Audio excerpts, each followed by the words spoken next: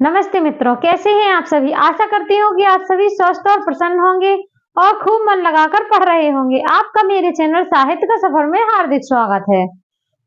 आप सभी से सबसे पहले कहना चाहूंगी कि जो भी मेरे मित्रगण हैं वह यदि आलस्य कर रहे हैं कि अभी वैकेंसी नहीं आई है तो मैं क्या पढ़ूं क्या ना पढ़ूं, इस बात को लेकर कंफ्यूज हैं, तो मैं उनको बता देना चाहती हूँ कि आप भले ही चाहे 2 टॉपिक दिन में पढ़ें, पर आप प्रतिदिन पढ़ाई को अपनी सुचारू रूप से रखें। इससे आपको एन मौके पर पढ़ने की इतनी अधिक आवश्यकता नहीं पड़ेगी, क्योंकि अधिकतर हो जाता है कि कभी-कभार हम लोग सोच लेते हैं कि ये टॉपिक मैं बाद में पढ़ लूंगी, अभी कौन वैकेंसी आई है।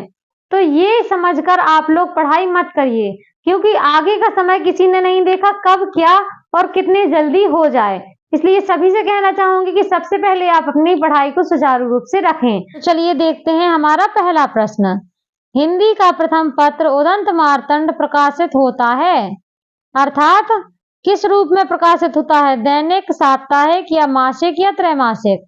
तो यह होता है आपका साप्ताहिक। आप मेरे साथ प्रश्न सॉल्व करते जाइए, क्योंकि यह जो भी प्रश्न लगवाए जा रहे हैं वो आपके TGT, PGT, UP TET, Hindi वर्ग 1, हिंदी वर्ग 2 और खासकर यूजीसी नेट के लिए विशेष उपयोगी सिद्ध हैं।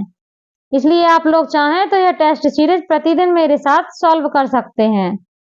अगला प्रश्न देखते हैं। निराला की कविता राम की शक्ति पूजा पर किस रचना का सर्वाधिक प्रभाव है। राम की शक्ति पूजा जो इनकी एक लंबी कविता है, उस पर आपका कृतिवास रामायण का प्रभाव है। आप लोग मेरे साथ प्रश्न के आंसर भी लगाते जाइए। मैं सभी प्रश्न के आंसर नहीं पढ़ रही हूँ, क्योंकि जो सही है वही देख रही हूँ, उसमें समय बहुत लग जाता है। आगे देखते हैं। निम्नलिखित में से कौन सा कवि दूसरा सप्तक में सम्मिलित नहीं था। तो वह कवि देखना है, इसके लिए हमें तार सप्तक के सभी कवियों को याद करना होगा। इसमें है एक ट्रिक मैंने याद की थी, जो इसकी दूसरी ट्रिक बताऊं मैं आपको। हरि भवानी शकुन करे से नरे रघुधर्म में, अर्थात मुक्ति बोध इसमें नहीं आते हैं। यदि आप चाहें तो ट्रिक के माध्यम से याद कर सकते हैं। अगला प्रश्न। निम्नलिखित में से कौन सा काव्य ग्रंथ नहीं है।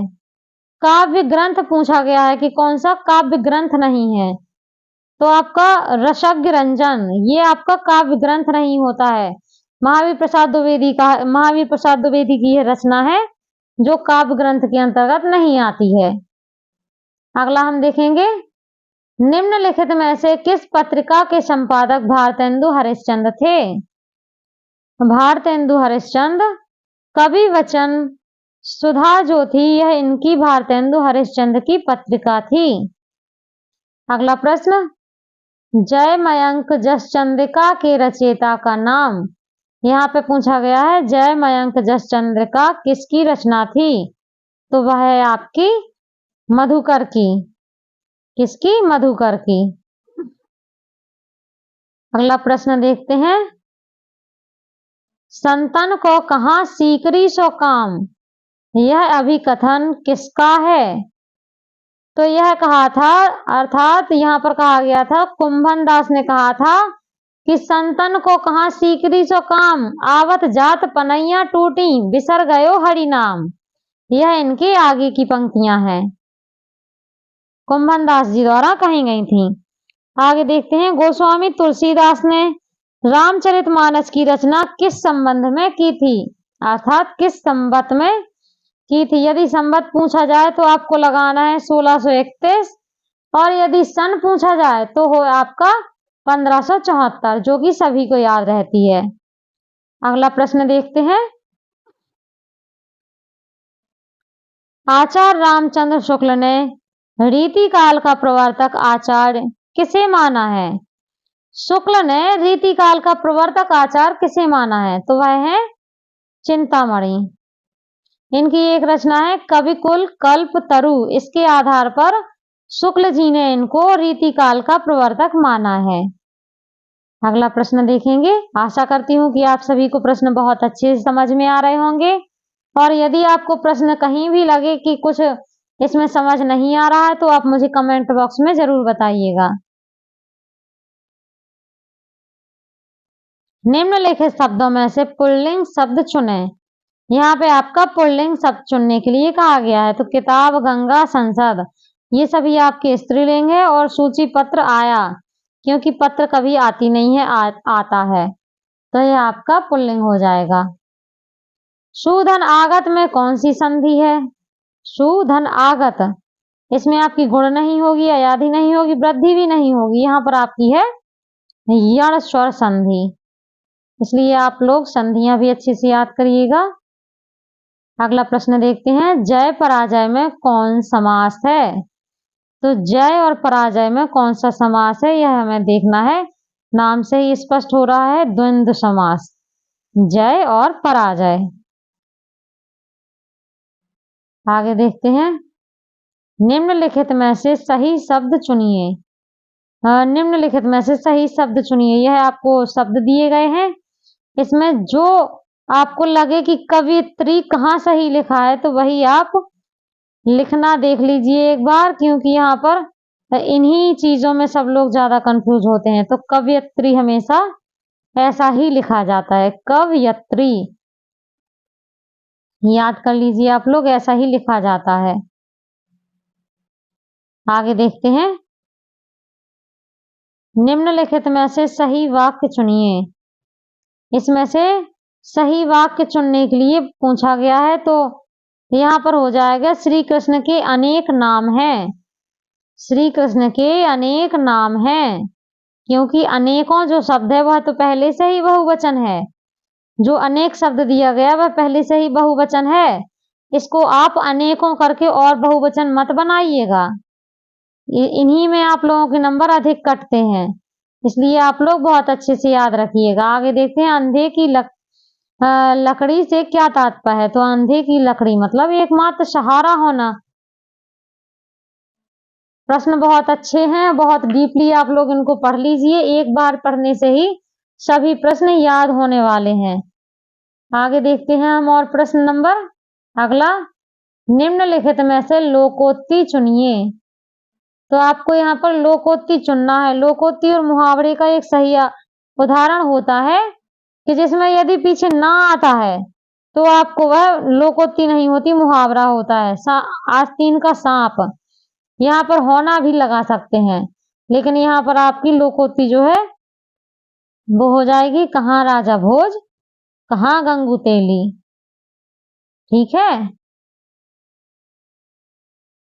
अगला प्रश्न देखते हैं, निम्नलिखित में से किस उपन्यास का कथानक भारत पाकिस्तान विभाजन पर आधारित नहीं है? तो ऑब्जेक्ट दिए गए हैं, इसमें जो कर्म भूमि है वह आपका भारत पाकिस्तान से संबंधित नहीं है। प्रश्न नंबर अगला, आचार्य रामचंद्र शुक्ल द्वारा रचित 11 वर्ष का समय किस विधा की रचना है? तो 11 वर्ष का समय इनकी कहानी है। यशपाल की आत्मकथा है। यशपाल की आत्मकथा प्रमुख, बहुत ही ज्यादा प्रमुख प्रश्न है ये, सिंहावलोकन। यशपाल की जो आत्मकथा है सिंहावलोकन है। अगला प्रश्न देखते हैं हम, रीतिकाल की विशेषताओं के संदर्भ में निम्नलिखित में से एक विशेषता गलत है, उस गलत विशेषता का चयन कीजिए। तो इसमें सभी पढ़नी पड़ेंगी मुझे। रीतिकाल में अलंकरण की प्रधानता है, सही है। रीतिकाल की प्रमुख भाषा ब्रज है, सही है। रीतिकाल में प्रकृति का आलम्बन रूप में वर्णन नहीं हुआ है, ये गलत है। अगली देख लेते हैं, रीतिकाल में लक्षण ग्रंथों की प्रचुरता है, ये भी आपका सही है, तो ये आपका गलत हो जाएगा यहाँ पर। आगे देखते हैं, सैयद इब्राहिम का कवि नाम क्या है? तो यहाँ पर आपको वह कवि देखनी है जिनका नाम इब्राहिम, सैयद इब्राहिम रहा है, वह है आपके रस खान। रस खान का पूरा नाम है सैयद इब्राहिम रस खान। अगला प्रश्न, लोग हैं लागी कवित बनावत, मोहितो मेरे कवित बनावत, यह पंक्ति किसने कही है? तो यह पंक्ति घनानंद के द्वारा कही गई है। किसके द्वारा? घनानंद के द्वारा कही गई हैं। अगला प्रश्न देखते हैं, जूही की कली कविता को किस संपादक ने अपने पत्र में बिना प्रकाशित किए वापस कर दिया था? तो जूही की कली को केचुआ छंद आदि कहकर महावीर प्रसाद द्विवेदी ने वापस करवा दिया था।